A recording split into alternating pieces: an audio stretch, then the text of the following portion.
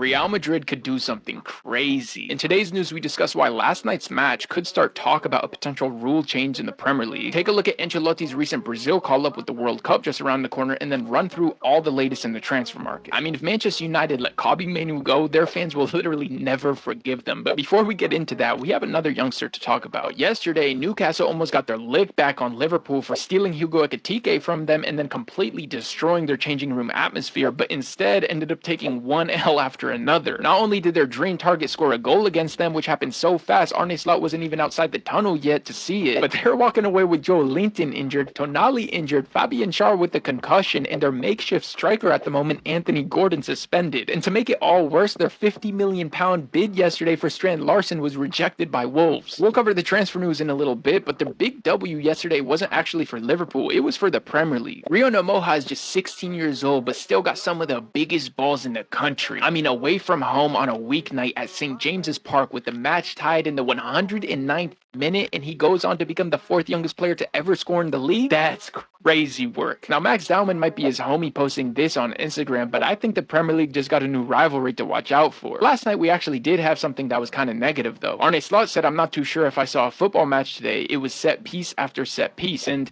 he was right. The ball was in play for just 40.8% of the time. Obviously, that isn't the vibe. It did feel like an OG Premier League match low-key, but that stat is just crazy, and it makes me think something could change at some point. 11 minutes of stoppage time was great, and it gave us that crazy finish, but maybe there should be a rule change. I just don't know what, because a stop clock like they do here in the US college system just doesn't really feel right. Anyways, we'll get into the transfer market shortly, but Brazil just released their latest squad. As you can see, Gabriel is in the squad, there's Rafinha, Estevao, but the one player I'm actually really excited for is Caio Jorge. He has 20 goal contributions in 20 matches this season. Also, after Flamengo's 8-0 win last night and Pedro's hat trick, along with that crazy Elastico, he deserves to get some minutes. Players that missed out were Neymar through injury, and then Rodrigo, who might just make him want to leave Real Madrid even more. Some reports yesterday say he's going to stay at Real Madrid, and then others say Liverpool have made him their #1 target. It also came out that he only wants to leave if his 300k a week salary is matched, but if Liverpool did make him their #1 target, I could see that happen. With Ekitike scoring 3 goals in 3 matches so far for Liverpool, I don't even think they need Alexander Isak at this point. This week will determine it all, and it's being said that Real Madrid are ready to sell Ceballos to Marseille, so now they're after a new midfielder. The first one that comes to mind is Angelo Stiller, who Xabi Alonso will know from his time in Germany. Only Granit Xhaka and Joshua Kimmich passed the ball into the final third more times than he did last season, but if Kobbie Mainoo is available, that could be interesting. He's a big moment type of player, but also brings a profile Madrid don't really have right now. Maybe United could even get Camavinga involved in the deal. That's just me coming up with different ideas, but some concrete transfer news today includes Arsenal in talks with Bayer Leverkusen for Hincapie. They want to agree a fee lower than the €60 million release clause. Lucas Vazquez joined Leverkusen. Reports are saying Antony is close to returning to Real Betis, which is lit. Negotiations between Bayern and Chelsea are taking place for Nicholas Jackson, but Aston Villa and Newcastle are still there. Chelsea are still pushing to sign Xavi Simons before the deadline. They just need to offload Jackson and Nkunku before that. RB Leipzig's #1 target to replace him is Harvey Elliott. Elsewhere in Germany, Dortmund are close to signing a new striker in Fabio Silva. Wolves' deal for their own striker fell through, and then Donnarumma is set to be valued by PSG at just €30 million.